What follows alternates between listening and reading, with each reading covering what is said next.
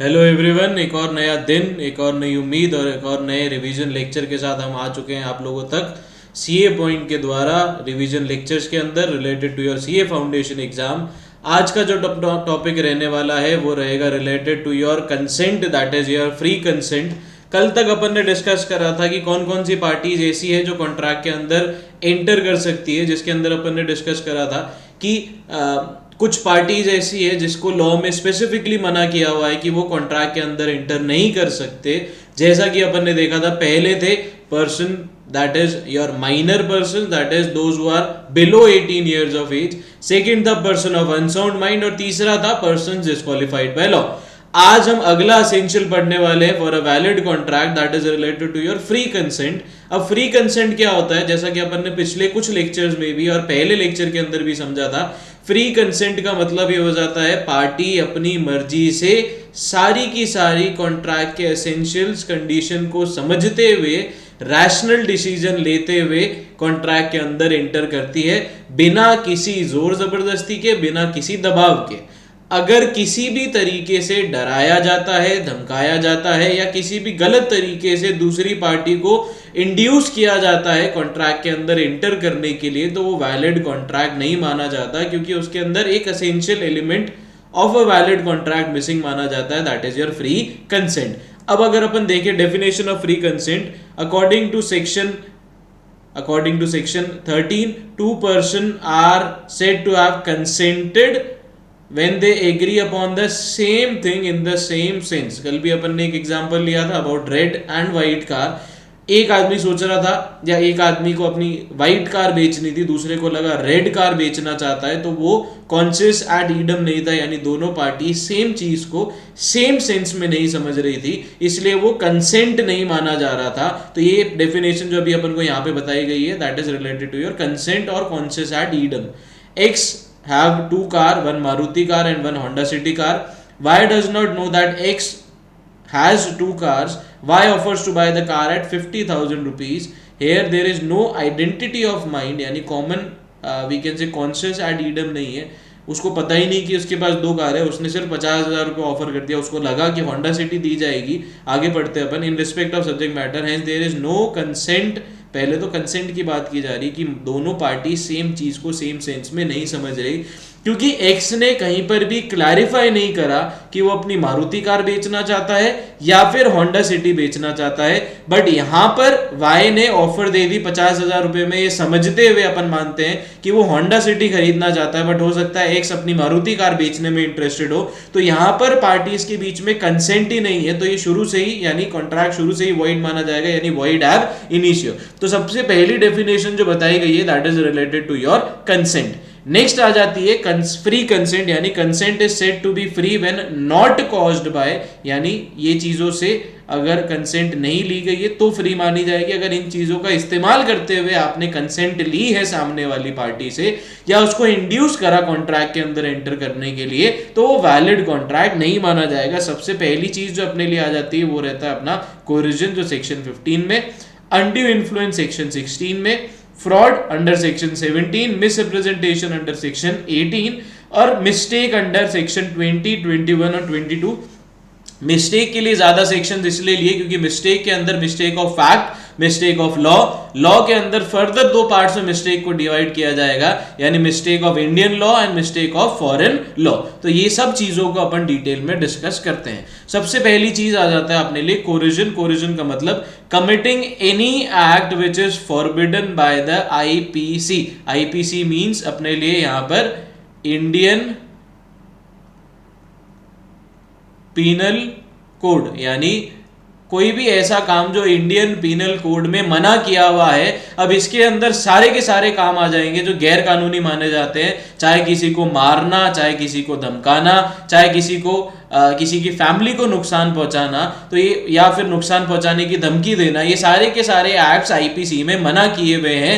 अगर आप ऐसा कोई भी एक्ट कमिट कर देते हैं, यानी ऐसा कोई काम कर देते हैं, अब इसमें आपका इंटेंशन ये होता है डरा धमका के सामने वाली पार्टी को फोर्सफुली कॉन्ट्रैक्ट के अंदर एंटर करवाना, तो ये सबसे पहली चीज, अगर इस तरीके से अगर आपने कोई भी कॉन्ट्रैक्ट किया है तो वो फ्री कंसेंट नहीं मानी जाएगी दूसरी पार्टी की, और वो कॉन्ट्रैक्ट वैलिड भी नहीं माना जाएगा।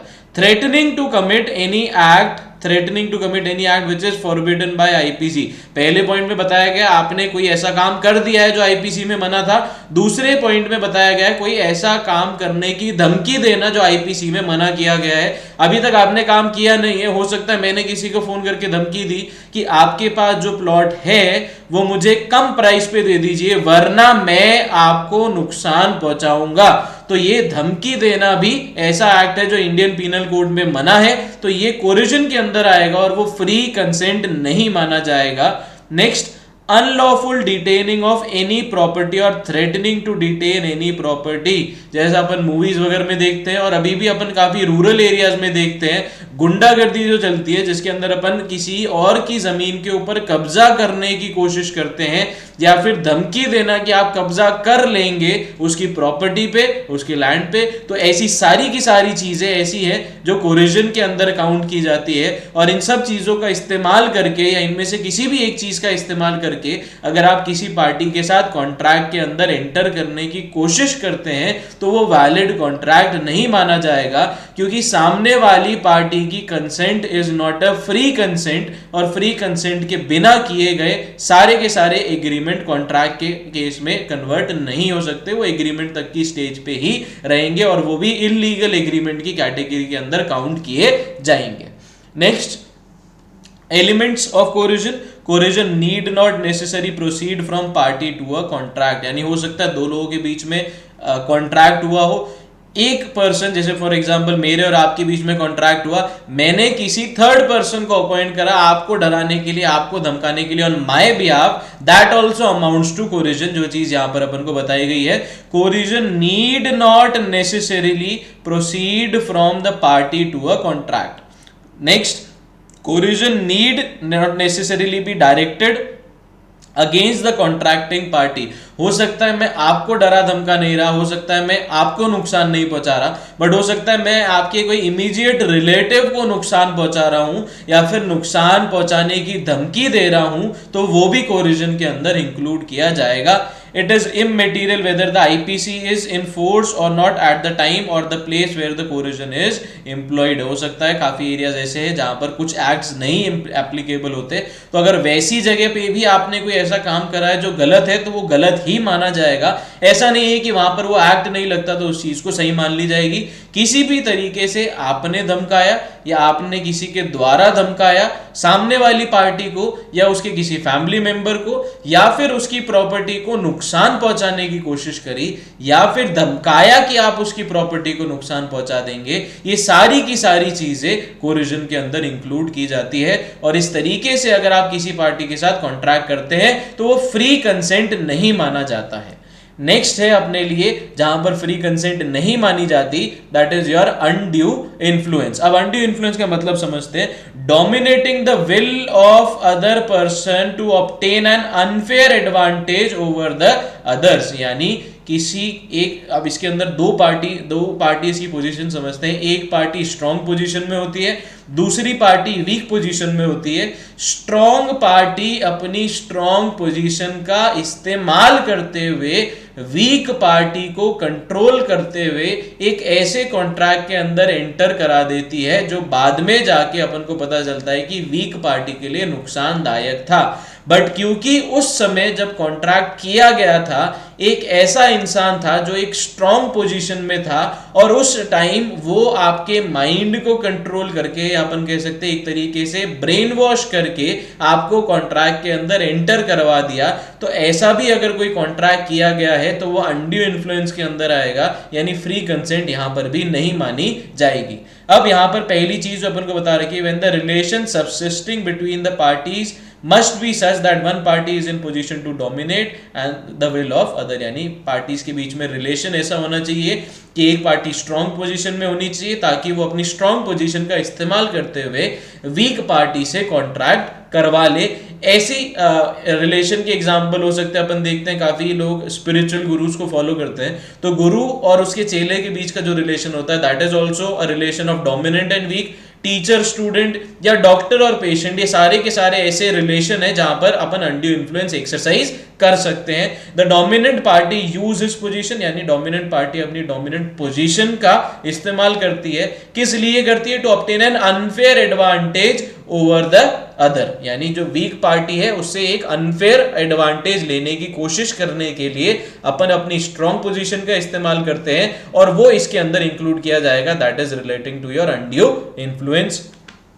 Next, when consent to an agreement is caused by undue influence, the contract is voidable. voidable का मतलब जिस पार्टी यानी वीक पार्टी के साथ जो चीज गलत हुई, अब उसके पास ऑप्शन है कि वो कॉन्ट्रैक्ट को वैलिड मान के कंटिन्यू करे या फिर वॉइड मान के कैंसिल कर दे, यानी voidable at the option of party whose consent was so caused. यानी यहां पर अपन बात कर रहे हैं जो अपने लिए है अपनी वीक पार्टी, या अपन कह सकते हैं जो अपने लिए है अपनी एग्रीव्ड पार्टी, यानी जिस पार्टी को नुकसान हुआ उसके पास ऑप्शन है कि वो इस कॉन्ट्रैक्ट को वैलिड मान के कंटिन्यू करे या फिर वॉइड मान के खत्म करे. एग्जांपल सेम अपन को बताया गया. Spiritual guru induced his chela to donate all his property to the ashram and said that it would return to it when he will certainly get salvation. यानी उसको बोला गया जितनी भी संपत्ति आपकी है आप आश्रम के नाम डोनेट कर दीजिए और ऐसा करने से आपको स्वर्ग की प्राप्ति होगी. तो ऐसा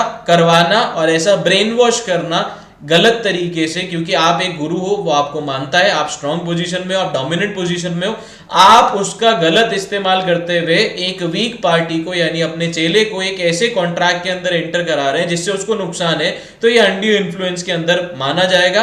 और अगर ऐसा करने के बाद अगर चेले को रियलाइज होता है कि मेरे साथ गलत किया गया, वो वॉइड मानते हुए कोर्ट में केस करेगा और उसको कैंसिल करवाने की कोशिश करेगा. उसको लगता है वो वैलिड है तो वो कंटिन्यू भी कर सकता है. इसलिए यहां पर अपन को पॉइंट बताया गया वॉइडेबल.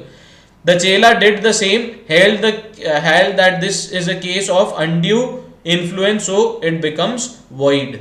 नेक्स्ट चीज जो अपन को बता रखी है that is related to your fraud.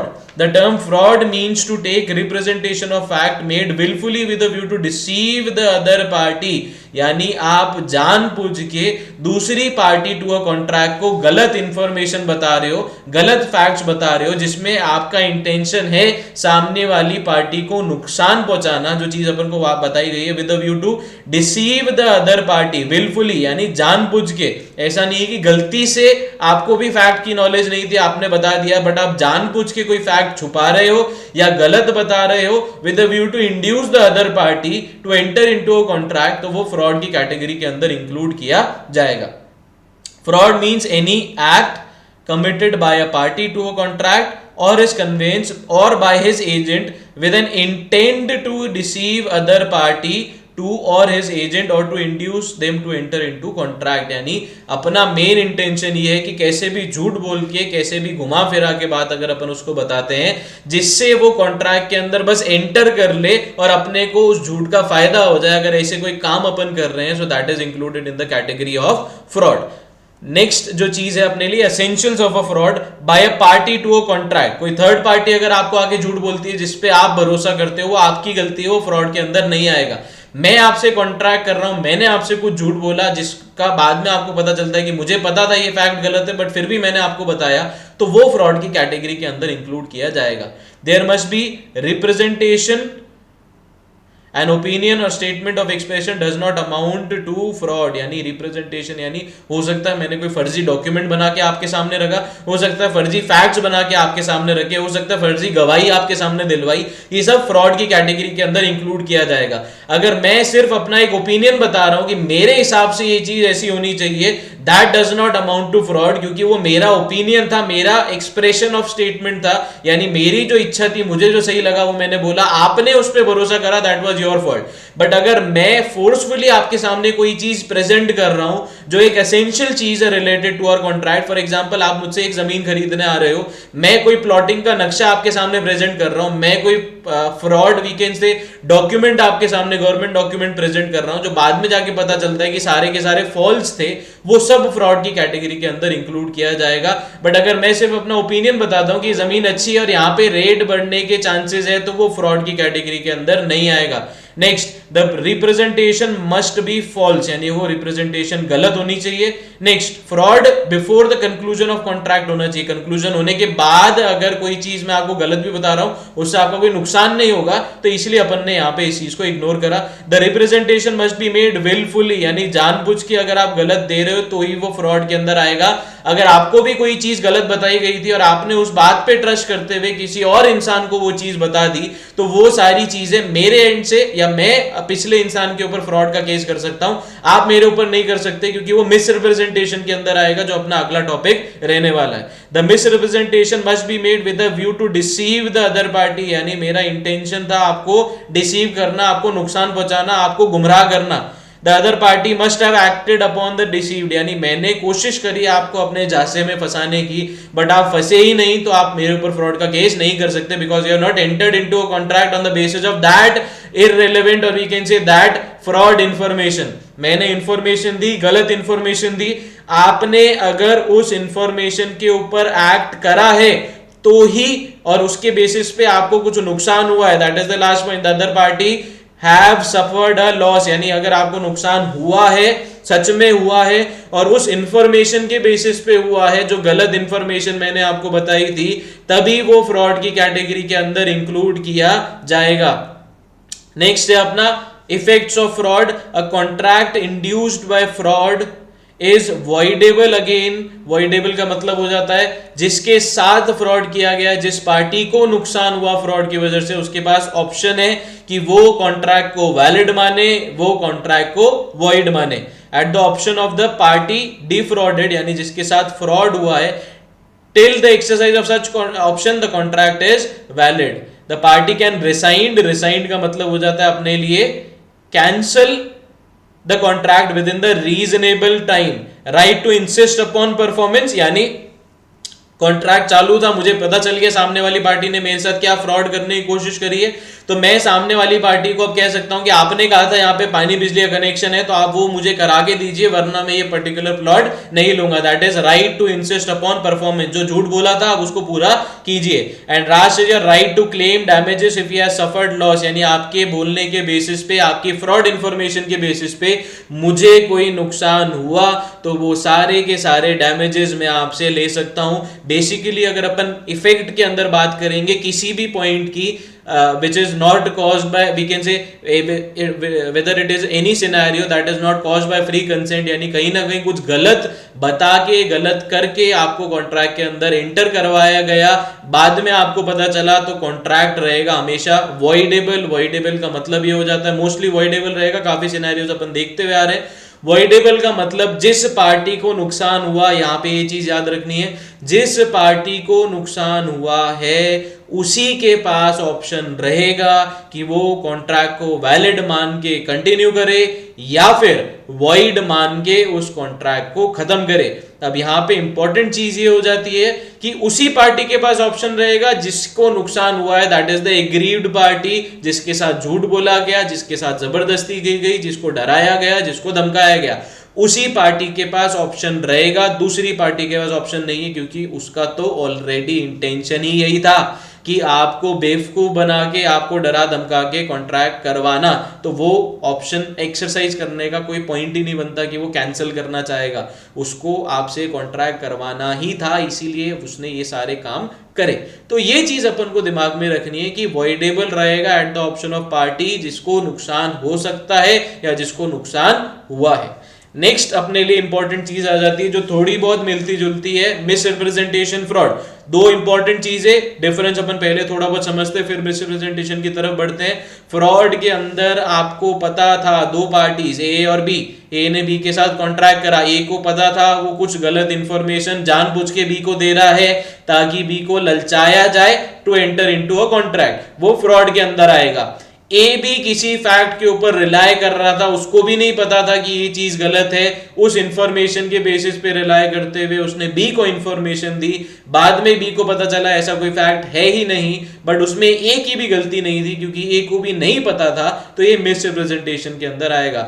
जानबूझ के फंसाया, फ्रॉड, आपको भी नहीं पता था, miss representation. Miss representation section 18 is when the party assets something, यानी मैं कह सकते गवाही देता हूं, कंफर्म करता हूं कुछ चीज which is not true though he believes it to be true। यानी मुझे भी लगता है कोई चीज ऐसी है तो मैंने उस चीज की गवाही दे दी, मैंने उस चीज की हामी दे दी कि हाँ ये चीज इधर है।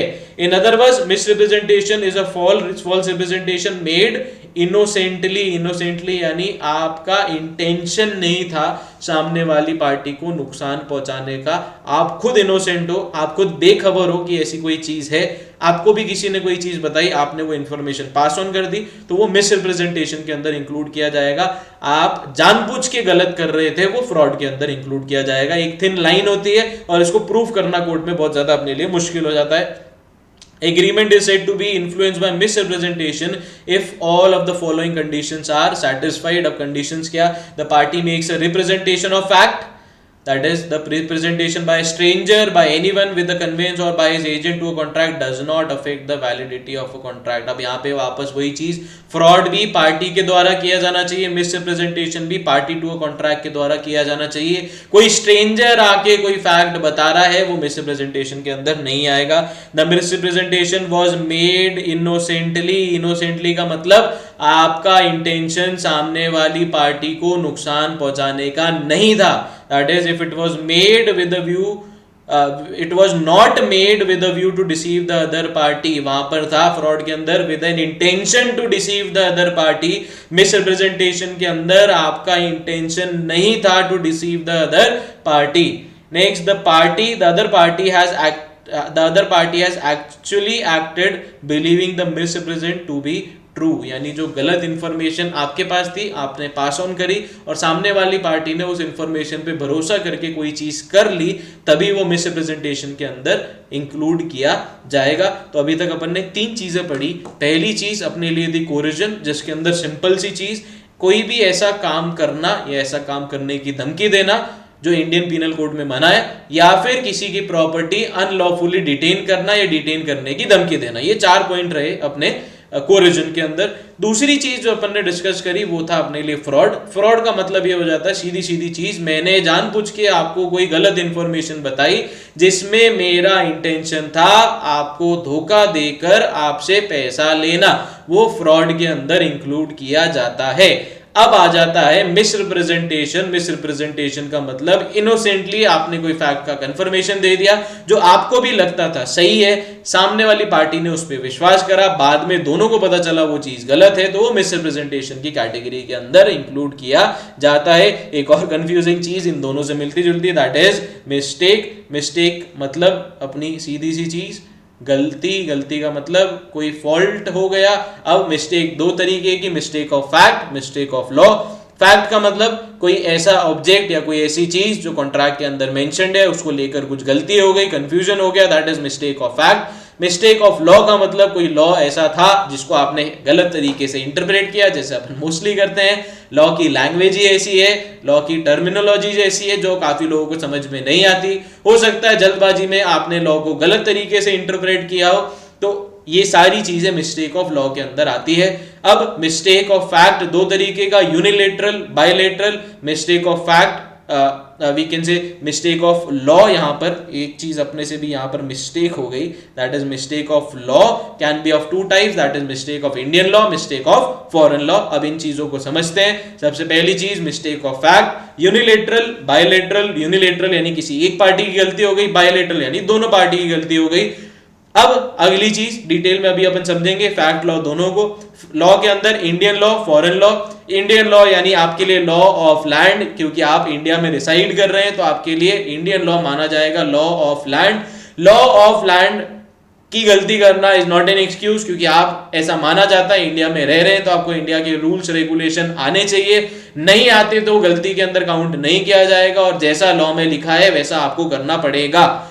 और मिस्टेक ऑफ फॉरेन लॉ के केस में इंटरप्रिटेशन में दिक्कत हो सकती है, उसके केस में क्या सिनेरियो रहेगा अपन आइए समझते हैं। सबसे पहला mistake of fact, unilateral, one party under the mistake of fact contract is valid, जो गलती है वो सुधारने की कोशिश करेंगे। Bilateral, both the parties under the mistake of fact contract is void. Example ले, आपने एक पार्टी को कोई ऑर्डर दिया कि एक पर्टिकुलर चीज चाइना से इंपोर्ट करके दे, सामने वाली पार्टी ने ऑर्डर ले लिया, शिप के थ्रू आपका सामान आ रहा था, सामने वाली पार्टी ने बताया आपका सामान चाइना से रवाना हो चुका है, पेमेंट कर दीजिए, आपने पेमेंट कर दिया, सामने वाली पार्टी को भी नहीं पता था, आपको भी नहीं पता था, इंफॉर्मेशन बाद में पता चली, शिप डूब चुका है। अगर ऐसी कोई चीज है तो कॉन्ट्रैक्ट वॉइड माना जाएगा, क्योंकि ऐसी चीज है मिस्टेक ऑफ फैक्ट। फैक्ट ये कि आपका शिप डूब चुका है जिसके थ्रू आपका सामान आ रहा था। बायलेटरल इसलिए क्योंकि दोनों पार्टी अंडर द मिस्टेक थी, मिस्टेक ऑफ फैक्ट कि ऑलरेडी शिप डूब चुका है, तो वो इस कैटेगरी के अंदर आ जाएगा। Next, mistake of law,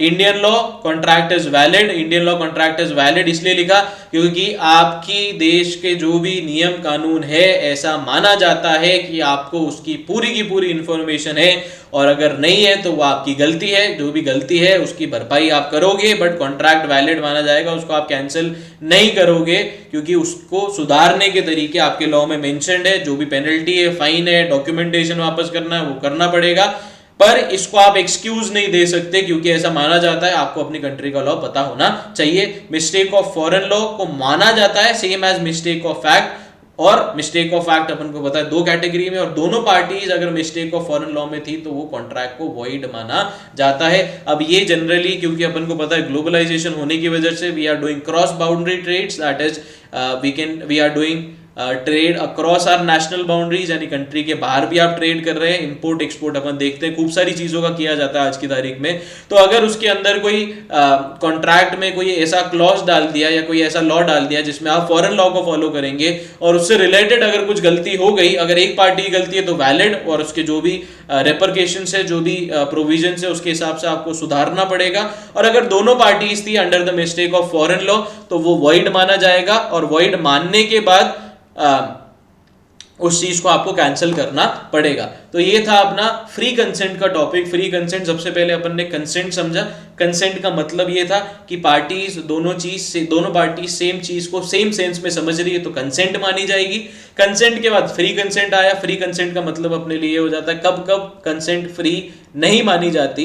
free तब नहीं मानी जाती जब सबसे पहली चीज अगर कंसेंट पाई गई है बाय कोरिजन, आईपीसी वाले सारे acts. Next, undue influence. Undue influence में एक पार्टी स्ट्रांग पोजीशन में, दूसरी पार्टी वीक पोजीशन में।